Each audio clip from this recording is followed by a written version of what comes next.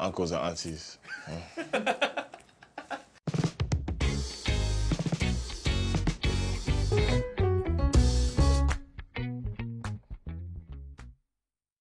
Hey, on this very special episode of the Republika Huddle, I sit down with NBA's Rookie of the Year. Toronto Raptors Scottie Barnes joins us on this very, very special edition of the Huddle, live from the NBA Finals here in Boston, Massachusetts. My name is Nico Ramos of Slam Philippines and Titan, and this episode of the Republika Huddle is brought to us by AXA Philippines, who keep wellness going.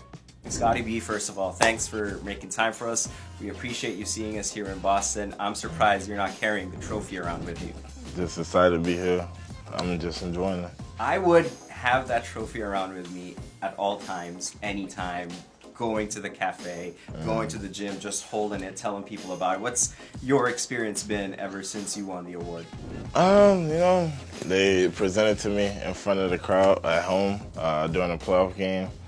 And now I just have it stored up in the house. It's stored up in the house in a great safe spot. At what point in the season did you start thinking, did you change your thinking from, hey, I might win it, to, oh, it's in the bag?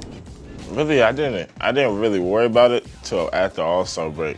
We played like a good 8 games after All-Star break, and then I was like, okay, you can really win this.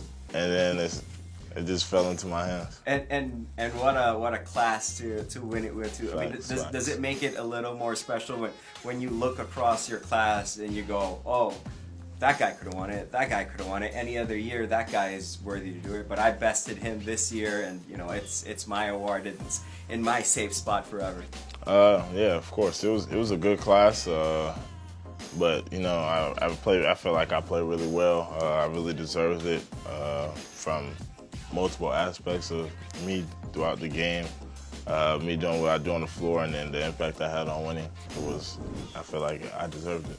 Now, the Toronto Raptors, they're very near and dear to so many people watching this in the Philippines and who are from the Philippines. I told you, you might not know it yet, but you already have 10 Filipino friends in Toronto. They just haven't gone out and told you that they're Filipino, but it's such a unique and diverse fan base that you have over there in Toronto, and it's reflected in your team as well. Different backgrounds, different levels of experience. You have guys with rings on there, you have young people like yourself. When we think about the Raptors 2, 3, 5 years from now, especially after a stellar rookie year that you have, what can we expect from Toronto? To be back on the top for sure. I feel like it's already on the uprising. I feel like this year was just a start, but we're still developing and we're still developing as a team, getting to know each other. But we'll be back on the top soon. And there's a championship culture now with the Raptors after the chip that they won a few years ago. Is that something that you felt when you joined that organization, that's now the standard that they hold themselves to? For sure. That was the first thing that they talked to me about when I first got there. Like I was saying, when me and Masai had our first conversation, winning was mentioned like 150 times, non-stop, winning. So that's the expectation that we hold ourselves to, and we hold ourselves to that as players as well. We're on the floor to hold each other accountable and expect to win every time we step on the floor somewhere. Now, the stage that we're at right now in Boston, the NBA Finals, that's where your Raptors want to return to. That's where you want to help bring this Toronto team. There's a video that went viral a couple of days ago when the Celtics clinched the East title. Sorry to keep bringing up that the Celtics clinched the East title, but it was of Jaylen Brown when he was an incoming rookie, and he was in the NBA Finals, and he was telling himself, I'm going to be here one day, I'm going to play here. I'm Jaylen Brown, California, Berkeley, right up the street. One day I'll be here in this final. Yeah, right now I got like an adrenaline rush. Like I'm watching Steph Curry warm up, I'm watching Andre Iguodala warm up. Right now I feel kind of excited and ready to go, but the draft is right around the corner and I'll have my chance. Are you maybe having some of those moments now, being up close, you know, in a city where a finals is being played? And you know, is that something that, you know, you're sensing a little bit of fire in you, going, oh yeah, it's cool to watch this, cool to do interviews during finals week, but I'd rather be playing? Oh, for sure.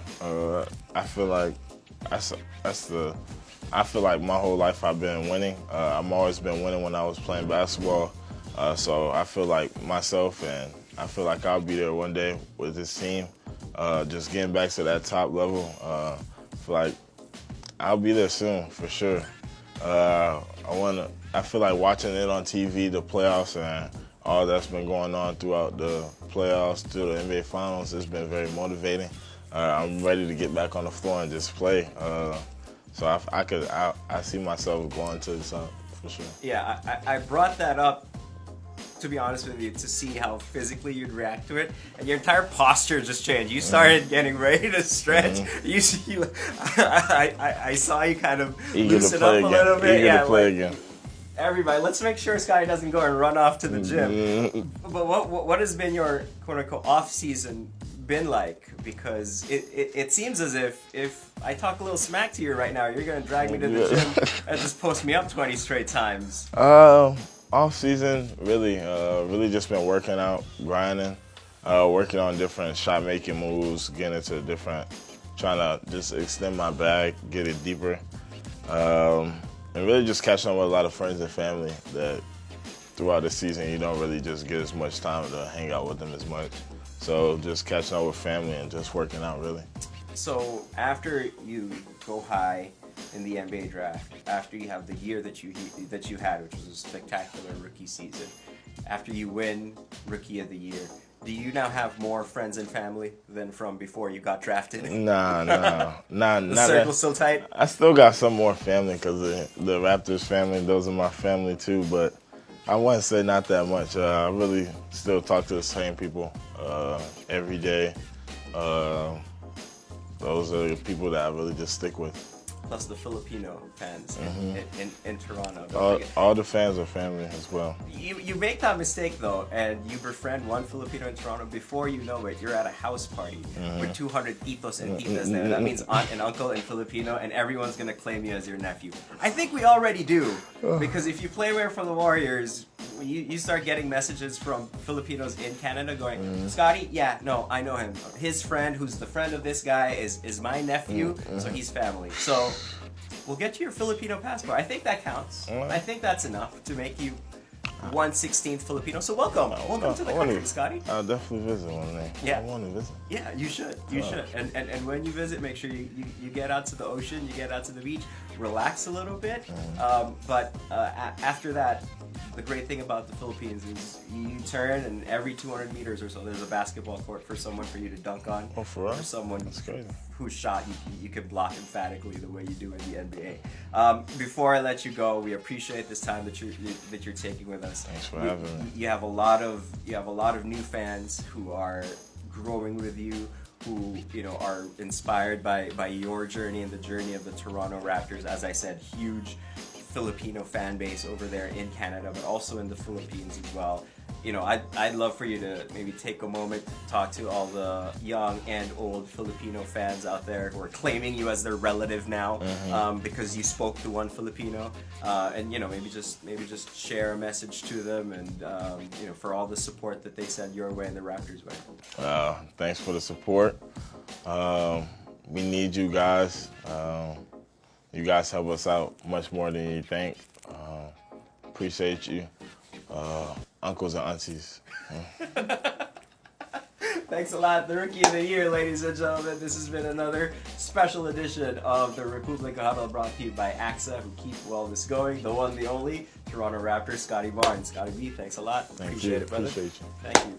Thanks a lot. That's the Rookie of the Year, Scottie Barnes of the Toronto Raptors. Thanks for huddling up with us, Scottie. Now, to everyone who's watching, a quick reminder, don't you dare miss a single second of the NBA Finals. You can watch it on One Sports TV5 and NBA TV Philippines, or on demand via NBA League Pass. You can do so while rocking NBA merch. You can shop for it over at NBAstore.com. slam.ph, or you can visit our brand new store at SM Mega Mall. Once again, my name is Nico Ramos of Slam Philippines and Titan. We'll catch you guys again very, very soon. Thanks for huddling up with us. Make sure you like, subscribe, leave a comment down below. We'll catch you guys again soon.